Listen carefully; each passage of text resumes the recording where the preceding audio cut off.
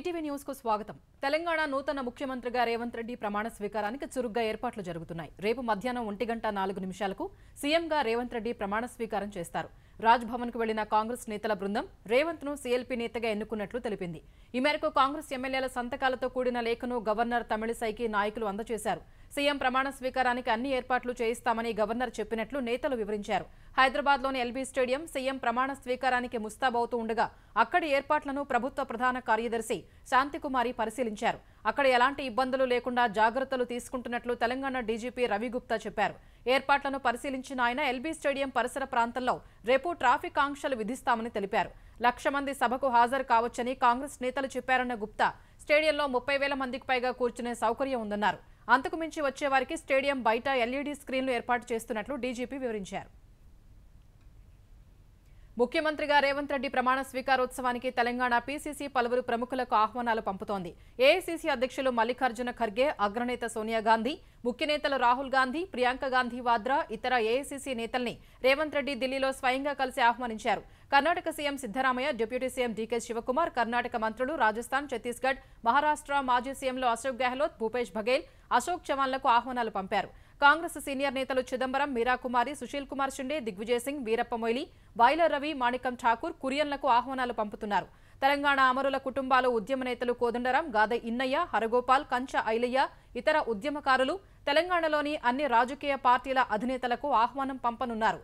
మాజీ CM KCR, Tamil Nadu AP సీఎంలు స్టాలిన్, జగన్, మాజీ CM Chandrababu, high court chief justice, వివిధ సంఘాల నేతలు, మేధావులకు ఆహ్వానాలు పంపనున్నట్టు పీసీసీ వర్గాలు చెప్పాయి. తెలంగాణ పర్యాటక శాఖ మాజీ మంత్రి శ్రీనివాస్ గౌడ్ కార్యాలయంలోని ఫర్నిచర్ను అక్రమంగా తరలిస్తున్నారంటూ ఓయూ విద్యార్థి సంఘం నాయకులు హైదరాబాద్లో అడ్డుకున్నారు. రవీంద్ర భారతిలోని శ్రీనివాస్ గౌడ్ కార్యాలయంలోని ఫర్నిచర్, కంప్యూటర్లు, ఫైళ్లను ఓ వాహనంలో తరలిస్తూ ఉండగా ఓయూ విద్యార్థి నాయకులు అడ్డుకున్నారు. ప్రభుత్వ వస్తువుల్ని శ్రీనివాస్ గౌడ్ మనుషులు అక్రమంగా తరలిస్తున్నట్టు ఆందోళనకు దిగారు. తర్వాత సైఫాబాద్ పోలీస్ స్టేషన్లో ఫిర్యాదు చేశారు. ఇది తెలిసిన వెంటనే ఓయూ ఐకాస నాయకుడికి ఫోన్ చేసి మాట్లాడిన తెలంగాణ గెజిటెడ్ అధికారుల సంఘం ప్రధాన కార్యదర్శి సత్యనారాయణ, శ్రీనివాస్ గౌడ్ చెబితేని ఆయన పేషీలోని ఫర్నిచర్ను నాంపల్లిలోని టీజీఓ కార్యాలయానికి తరలిస్తున్నట్టు తెలిపారు. అది ప్రభుత్వానికి చెందిందని తమకు తెలియదన్న సత్యనారాయణ ఆ ఫర్నిచర్ను అక్కడే పెట్టి వెళ్లనున్నట్టు ఓయూ ఐకాస నాయకులకు తెలిపారు. తెలుగుదేశం, జనసేన పార్టీల పొత్తును వేగవంతం చేయడంపై చంద్రబాబుతో పవన్ కళ్యాణ్ చర్చలు జరిపారు. హైదరాబాద్లోని చంద్రబాబు నివాసానికి వెళ్లిన పవన్ తాజా రాజకీయ పరిణామాలపై చర్చించినట్లు తెలుస్తోంది. నవంబర్ 4న జరిగిన సమావేశంలో ఇరువురు పలు నిర్ణయాలు తీసుకున్నారు. తర్వాత జిల్లా, నియోజకవర్గాల స్థాయిలో ఇరు పార్టీలు సమన్వయ కమిటీ సమావేశాలు నిర్వహించడం, ఉమ్మడి మినీ మేనిఫెస్టో ప్రకటించడం వంటి పరిణామాలు వేగంగా చోటు చేసుకున్నాయి. పూర్తిస్థాయి మేనిఫెస్టోపై తాజాగా చర్చ జరిగి ఉండొచ్చని ఇరు పార్టీల శ్రేణులు భావిస్తున్నాయి. ఓటమి భయంతో వైకాపా ఓట్ల అక్రమాలకు పాల్పడుతోందనే అంశాన్ని ఢిల్లీలో కేంద్ర ఎన్నికల సంఘానికి ఆధారాలతో సహా ఫిర్యాదు చేయాలని తెలుగుదేశం యోచిస్తోంది.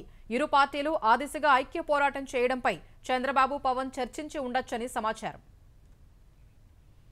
ఆంధ్రప్రదేశ్ రైతుల్ని మిగ్జామ్ తుపాను నిలువునా ముంచేసింది. తుపాను ప్రభావంతో కురిసిన వర్షాలకు వేల ఎకరాల్లో వరి, మొక్కజొన్న, అరటి, కూరగాయల పంటలు దెబ్బతిన్నాయి. ఉమ్మడి కృష్ణా జిల్లాలో కోతకు వచ్చిన వరి నీట మునిగింది. నందిగామ, జగ్గయ్యపేటలో మిర్చి పంటలు దెబ్బతిన్నాయి. ఏలూరు జిల్లాలో వరి, అపరాలు, మొక్కజొన్న పంటలకు తీరని నష్టం జరిగింది.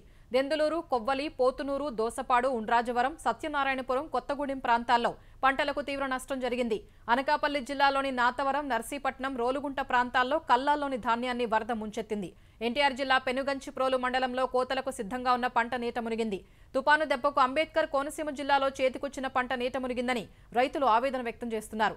ఉమ్మడి తూర్పుగోదావరి జిల్లాలో కురిసిన వర్షాలకు పంట పొలాల్లోకి వరద నీరు చేరి రైతులు తీవ్రంగా నష్టపోయారు. బాపట్ల జిల్లాలో ధాన్యం తడిచి మొలకలు వస్తున్నాయని రైతులు ఆవేదన వ్యక్తం చేశారు. తెలుగుదేశం, జనసేన నేతలు పంట నష్టాన్ని పరిశీలించి రైతులకు ధైర్యం చెప్పారు. మెగ్జామ్ తుపాను ధాటికి ఆంధ్రప్రదేశ్లో అపార ఆస్తి నష్టం జరిగింది. విజయవాడలో బీఎస్ఎన్ఎల్ ఉద్యోగుల నివాస గృహాల్లో చెట్లు విరిగిపడ్డాయి. కాకినాడ జిల్లా తునిలో బొండుగడ్డ వాగు పొంగి తుని నరసీపట్నం రహదారిపై వరద ప్రవహిస్తూ ఉండడంతో వాహన రాకపోకలు స్తంభించాయి. ఎన్టీఆర్ జిల్లాలో వాగులు పరవళ్లు తొక్కుతున్నాయి.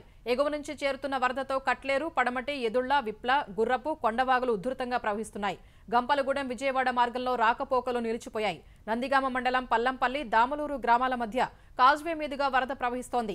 అనకాపల్లి జిల్లా నర్సీపట్నంలో ఏలూరు కాలువ ఉధృతికి పరిసర గ్రామాలకు రాకపోకలు స్తంభించాయి. నర్సీపట్నం తుని రహదారి పూర్తిగా జలమయమైంది. తిరుపతి జిల్లా దొరవారిసత్ర మండలం కేంద్రంలోని కస్తూర్బా పాఠశాల సమీపంలోకి నాగలగుంట చెరువు తెగి వరద నీరు పాఠశాలలోకి ప్రవేశించింది. అందులో ఉన్న 300 మంది బాలికల్ని ట్రాక్టర్పై సురక్షిత ప్రాంతాలకు తరలించారు. మిగ్జాం ప్రభావంతో తెలంగాణలోని ఖమ్మం, భద్రాద్రి, వరంగల్ జిల్లాల్లో ఎడతెరిపి లేకుండా వర్షాలు కురవగా వరి, పత్తి, మొక్కజొన్న, మిరప, వేరుశనగ పంటలకు తీవ్ర నష్టం వాటిల్లింది. ఖమ్మం, కొత్తగూడెం జిల్లాల్లో చేతికొచ్చే దశలోని వరి పైర్లు వర్షపు నీట మునిగాయి. కల్లాలు, రహదారుల పక్కన ఆరబోసిన ధాన్యం రాశులు వర్షపు నీటిలో తడిసి ముద్దయ్యాయి. ఖమ్మం, పాలేరు, వైరా, సత్తుపల్లి, అశ్వారావుపేట, ఇల్లందు, పినపాక నియోజకవర్గాల్లో పత్తి, మిర్చి పైర్లన్నీ వర్షపు నీటిలో తడిశాయి. వారం రోజుల్లో వరి కోతలకు సిద్ధమవుతున్న రైతులు నీట మునిగిన పొలాలను చూసి కన్నీటి పర్యంతమవుతున్నారు. భారీ వర్షానికి నేలకొండపల్లి మండలం చెరువు మాదారంలో ఇంటి పైకప్పు కూలి భార్యాభర్త మృతి చెందారు. అశ్వాపురం మండలం భీమవరంలో వర్షం, చలి కారణంగా ఉప్పలయ్య అనే వ్యక్తికి చెందిన 40 గొర్రెలు చనిపోయాయి. హన్మకొండ జిల్లా పరకాల రెవెన్యూ డివిజన్లో చేతికొచ్చిన పత్తి, వరి, మిర్చి పంటలు దెబ్బతిన్నాయి. భూపాలపల్లిలోకి 2 సింగరేణి ఓపెన్ కాస్ట్ ప్రాజెక్టులో బొగ్గు ఉత్పత్తికి ఆటంకం కలిగి భారీగానే నష్టం జరిగింది. మిగ్జాం తుపాను ప్రభావంతో కురిసిన భారీ వర్షాలకు చెన్నై ఇంకా జలదిగ్బంధంలోనే చిక్కుకుంది. చాలా ప్రాంతాల్లో ఇళ్ల చుట్టూ వరద చుట్టుముట్టే ఉంది. విద్యుత్ సరఫరా లేక చెన్నైతో పాటు శివారు జిల్లాల ప్రజలు అవస్థలు పడుతున్నారు. వేలచ్చేరి, తాంబరం, ఇతర ప్రాంతాల్లో రహదారులపై పెద్ద ఎత్తున నీరు నిలిచి ఉంది. ఆయా ప్రాంతాల ప్రజలు ఈ ఉదయం కూడా నడుముల్లోతు నీటిలోనే సురక్షిత ప్రాంతాలకు తరలి వెడుతున్నారు. చిన్నారులతో అవస్థలు పడుతున్న దృశ్యాలు చాలా చోట్ల కనిపించాయి. ఇళ్లలోనే చిక్కుకుపోయిన వారికి నిత్యావసరాలు అందక ఇబ్బందులు పడుతున్నారు.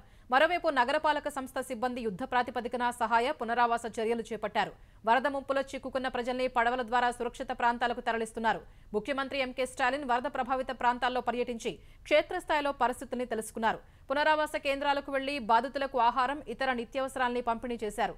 తమిళనాడులో వరద పరిస్థితిపై కేంద్ర ప్రభుత్వానికి లేఖ రాసిన ఆయన తక్షణ సాయంగా 5,060 కోట్లు విడుదల చేయాలని కోరారు. రాజస్థాన్, మధ్యప్రదేశ్, ఛత్తీస్గఢ్ రాష్ట్రాలకు కొత్త ముఖ్యమంత్రులు ఎవరనే అంశంపై ఉత్కంఠ కొనసాగుతోంది. ఈ 3 రాష్ట్రాలకు కొత్త వారిని సీఎంలుగా నియమించే అవకాశం ఉందనే ఊహాగానాలు వినిపిస్తుండగా మంగళవారం ప్రధాని నరేంద్ర మోదీ నివాసంలో హోంమంత్రి అమిత్ షా, భాజపా అధ్యక్షుడు జేపీ నడ్డాలు సమావేశమై చర్చించినట్టు తెలిసింది.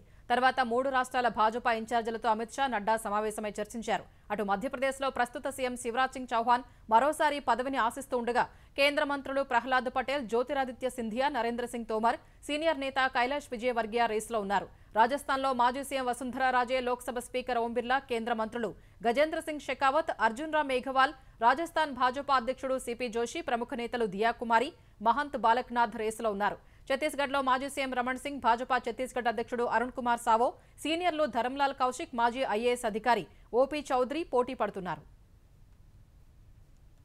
రాష్ట్రీయ రాజ్పుత్ కర్ణిసేన అధ్యక్షుడు సుఖ్దేవ్ సింగ్ గోగమేడి హత్యను నిరసిస్తూ ఆ సంస్థ రాజస్థాన్లో పలుచోట్ల నిరసనలకు దిగింది. సుఖ్దేవ్ సింగ్ ను హత్య చేసిన వారిని పట్టుకోవాలని నినాదాలు చేశారు. జలావడ్లో వ్యాపారులు సుఖ్దేవ్ హత్యను నిరసిస్తూ బైక్ ర్యాలీ నిర్వహించగా బరన్ పట్టణంలో మానవహారం నిర్వహించారు.